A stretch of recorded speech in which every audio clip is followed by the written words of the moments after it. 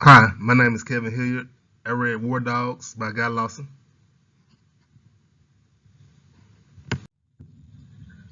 Ephraim is the main character of the book. He's basically the one that got the arms company started with his father. He convinced his father to help him do an arms company. Arms dealing basically ran in their family. His father had a small operation on his own. Ephraim had to move in with his uncle at the age of 14. When he lived with his uncle, he learned the business. He worked from his uncle from the age of 14 at his uncle's arm dealing companies. His uncle dealt with mostly police, local police officers.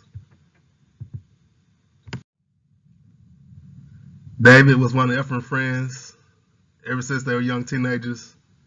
Um, they ran together. They styled themselves as grunge punks, but really they was Orthodox Jews. They smoked weed together all the time at a young age, drank together way before they supposed to been drinking.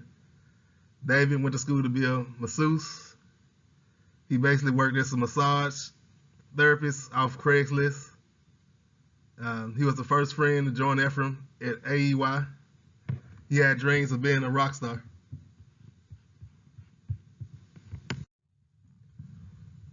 Alex was the only one of the three to have a college degree. He graduated in international relations and defense studies. He spoke multiple languages. He had planned on joining the military to follow in his father's footsteps, but he didn't agree with the wars that was going on in Iraq and Afghanistan. So he protested. He was disappointed that more people didn't show up at the protest. He was the last friend to join in the arms dealing. He got bored with his life and the way things were going after graduation and wanted more adventure. Ralph was a military veteran. He made most of his money installing ATMs across the country. He had a small arms company after he retired from the military. He mostly rebuilt Uzis and AK-47s in his military company. He was the major backer of AEY, the natural backer. War Dogs. The book is basically about three young stoners from Miami that started their own arms dealing company and earned a $300 million ammunition contract from the Pentagon. They basically bid on these contracts on a website called FizBiz Ops. FizBiz Ops was an attempt for the government to show that they wasn't giving contracts basically to their friends, stuff like that. They wanted to show that it was fair that everybody had equal opportunity to bid on these contracts. Ephraim, being young and ambitious as he was, he took advantage of this.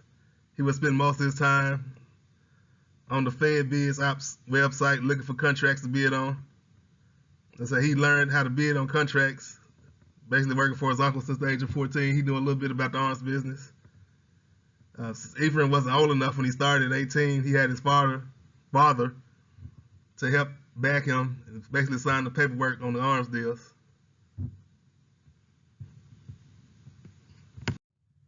Ephraim liked to do drugs, drink, and he started making a little money. So he had more drugs and more drinks to indulge in. One night he tried to beat up his girlfriend.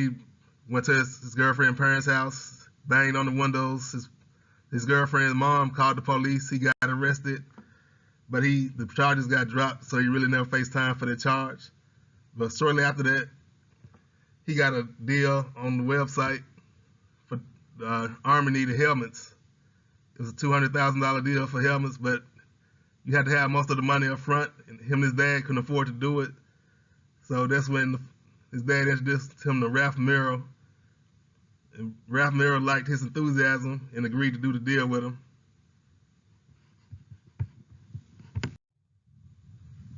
As AEY Ephraim's company started doing more deals, he needed to be able to contact more people about arms. So Ralph gave Ephraim Henry Tomei's email address and phone number. Henry Tomei was a Swiss arms dealer. He ended up doing a lot of deals with AEY throughout that time. At this time, David didn't like the way his life was going, so David was finally convinced by Ephraim to join him in the arms business. David agreed to work on commission. David moved into the same upscale condo as Ephraim was living in after Ephraim started making some money doing his deals.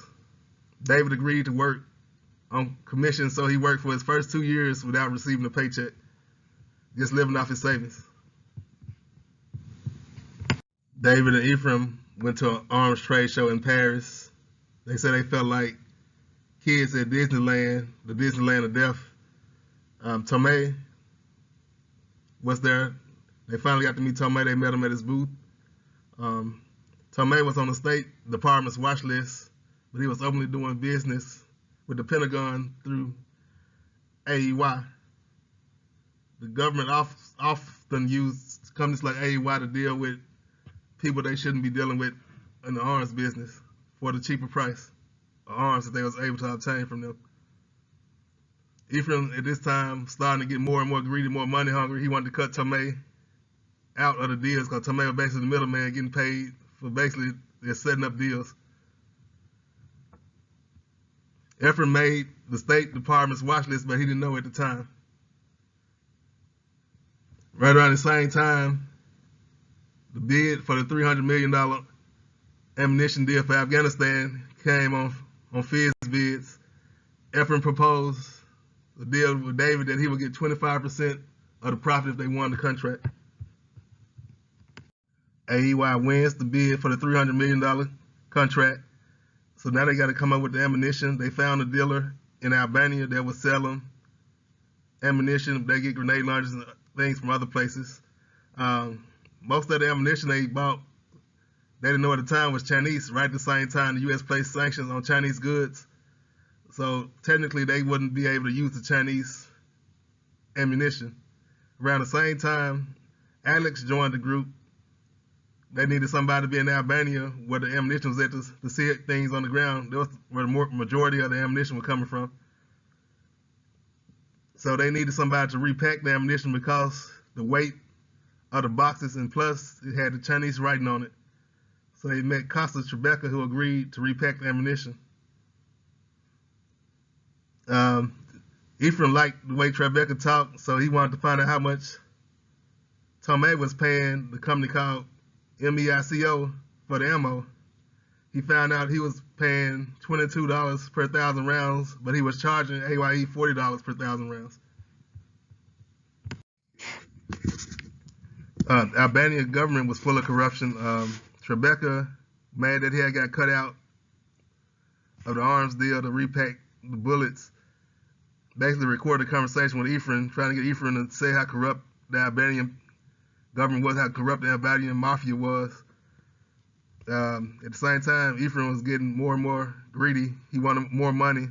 So he lied to Morel about his profits, told him he wasn't making the money he thought he was going to make, so he'll get less. And he cut David's pay to a little bit over $200,000 from the agreed 25% of the profits off that deal. Right around the same time, the Defense Criminal Investigative Service gets involved. They get tips about what's going on, so they started investigating AYE. They raid the offices, banishing search warrants. They take the computers, the paperwork. Alex and David find out about it. Long story short, they confessed all to the federal agents. Tribeca's still mad about getting cut out of the deal. Met with the New York Times. U.S. agents came to see him about what's going on in Albania. Right after that, there's more corruption in Albania. 26 people died at Gardit, taking apart ammo that should have been taken apart by professionals instead of just people that get off the street. It was a major explosion, killing 26 people. Then the New York Times released its article about the three stoners from Miami and how they got the contract to deal arms in Afghanistan. With the public outcry, the three stoners in Morel were arrested shortly after. They found Tribeca dead in the field in Albania. They say it was an accident that his car turned over, but no one believed that it was actually an accident. David and Alex were sentenced to house arrest for their help and cooperation. Morel, he probably could have got off too, but he refused to plead guilty, so he went to trial. He had a mistrial on his first trial. The second trial found guilty, so he had to do 4 years. Ephraim also got 4 years for his part because they called him the mastermind in the corruption.